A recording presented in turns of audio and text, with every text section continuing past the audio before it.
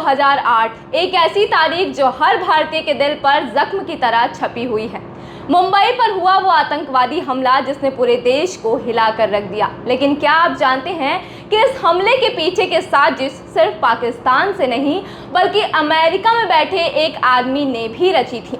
वो आदमी है तहव्वुर हुसैन राणा। तो कौन है ये तहव्वुर राणा, कैसे जुड़ा है वो मुंबई हमलों से और क्यों आज उसकी गिरफ्तारी की खबर पूरी दुनिया में सुर्खियां बटोर रही है। चलिए इस पूरे मामले को गहराई से समझते हैं। नमस्कार, मैं हूं आपके साथ अदिति मिश्रा। आज हम आपको बताने वाले हैं तहव्वुर राणा और 26/11 आतंकवादी हमले से जुड़ी पूरी कहानी के बारे में। इस वीडियो में हम आपको इस केस से जुड़ी हर छोटी बड़ी डिटेल्स देंगे और समझाएंगे कि इसका भारतीयों पर क्या असर पड़ा। तो बने रहिए अंत तक हमारे साथ इस वीडियो में। तो चलिए सबसे पहले जानते हैं कि आखिर तहव्वुर राणा है कौन। तहव्वुर राणा एक पाकिस्तानी कनाडाई नागरिक है जो पेशे से डॉक्टर था, लेकिन उसके तार जुड़े हुए थे आतंकवादी संगठन लश्कर-ए-तैयबा से। तहव्वुर ने अमेरिका में रहते हुए अपने दोस्त डेविड हेडली के साथ मिलकर 26/11 हमलों की साजिश रचने में अहम भूमिका निभाई। डेविड हेडली वही शख्स है जिसने मुंबई में उन जगहों की रेकी की थी जहां आतंकवादियों ने हमला किया। 2006 से 2008 के बीच तहव्वुर राणा ने डेविड हेडली को फर्जी पहचान और दस्तावेज तैयार करने में मदद की। हेडली ने इन्हीं दस्तावेजों का इस्तेमाल कर मुंबई हमले की साजिश को अंजाम तक पहुंचाया। राणा ने हेडली को अमेरिका और भारत के बीच आने जाने में भी मदद की और ये सब एक साजिश का हिस्सा था जिसमें पाकिस्तान की ISI का भी सबसे बड़ा हाथ माना जा रहा था। लेकिन आखिर ये 26/11 आतंकवादी हमला क्या था, आखिर क्या हुआ था उस रात, क्यों हर भारतीय के मन में तहव्वुर राणा के लिए इतना गुस्सा है, तो चलिए जानते हैं। 26 नवंबर 2008 की रात मुंबई पर एक बड़ा आतंकवादी हमला हुआ। रात का समय था, मुंबई के लोग अपनी सामान्य जिंदगी में व्यस्त थे, लेकिन तभी पाकिस्तान से आए 10 आतंकवादियों ने समुद्री रास्ते से मुंबई में प्रवेश किया। इन आतंकवादियों ने अलग अलग जगहों पर हमला किया। वो जगह थी छत्रपति शिवाजी महाराज टर्मिनस, ताज होटल, ओबेरॉय ट्राइडेंट होटल और नरीमन हाउस। इन सभी जगहों पर जमकर फायरिंग हुई और साथ ही मासूम लोगों को बंधक बना लिया गया।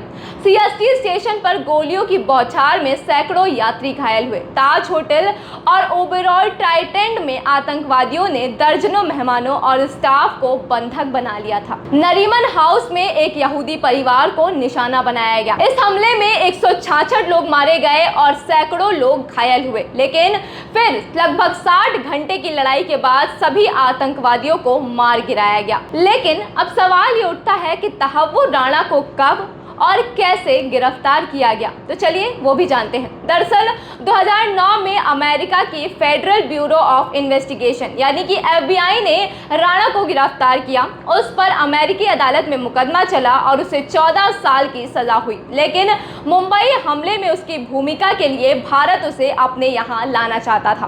काफी लंबी कानूनी प्रक्रिया के बाद 2023 में अमेरिका ने राणा को भारत प्रत्यार्पित करने की मंजूरी दे दी। अप्रैल 2025 में राणा को भारत लाया गया और अब भारत में उस पर मुकदमा चलाया जाएगा। आपको बता दें कि इस हमले में अब भी ये कहा जा रहा है कि देश के कई शहरों में राणा को लेकर जाया जाएगा, लेकिन आखिर क्यों? शुरुआत के कुछ दिनों में राणा से पूछताछ की जाएगी। इसके बाद जिन संस्थानों पर तहव्वुर राणा और डेविड हेडली ने आतंकी हमले से पहले रेकी की थी उसे वहां पर लेकर जाया जाएगा। इन स्थानों पर जांच और निरीक्षण के आधार पर एक विस्तृत रिपोर्ट तैयार की जाएगी। संभावना है कि राणा को मुंबई, अहमदाबाद, आगरा और दिल्ली के कुछ क्षेत्रों में लेकर जाया जाएगा। 26/11 का दर्द हर भारतीय के दिल में ताजा है। तहव्वुर राणा जैसे लोगों की साजिश ने न केवल सैकड़ों लोगों की जान ली बल्कि देश की सुरक्षा पर भी गंभीर सवाल खड़े कर दिए हैं। इस मामले में यह भी साबित किया गया कि आतंकवाद एक वैश्विक समस्या है जिसमें कई देशों के लोग शामिल हो सकते हैं। राणा का भारत आना इसलिए भी महत्वपूर्ण था क्योंकि इससे हमले की साजिश से जुड़े हुए कई और राज भी खुल सकते हैं। भारत की सुरक्षा एजेंसियां इसे एक बहुत बड़ी जीत मान रही हैं।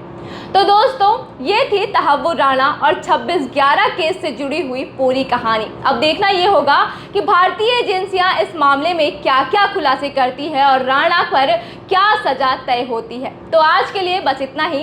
अगर आपको ये वीडियो पसंद आई हो तो इसे लाइक कीजिए, शेयर जरूर कीजिए और ऐसी ही और जानकारियों के लिए हमारे चैनल को सब्सक्राइब करना बिल्कुल ना भूलें।